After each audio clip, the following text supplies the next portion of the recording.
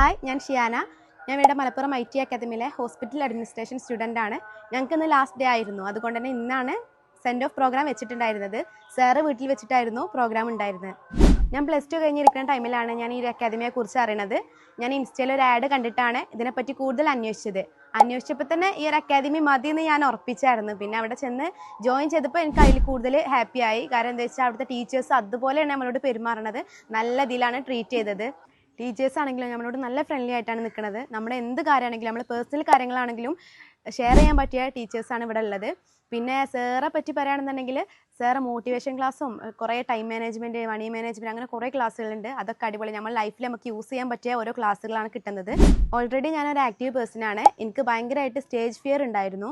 അത് ഇവിടെ വന്നപ്പോൾ മാറിക്കിട്ടി. ഞാൻ ഇപ്പോൾ ഒരു സ്റ്റേജിൽ കയറി കഴിഞ്ഞാൽ ഞാൻ ധൈര്യമായിട്ട് അവിടെ നിന്ന് സംസാരിക്കും, എല്ലാം ചെയ്യും. അതിനുള്ള കോൺഫിഡൻസ് എനിക്ക് ഇവിടെ നിന്ന് കിട്ടിയിട്ടുണ്ട്.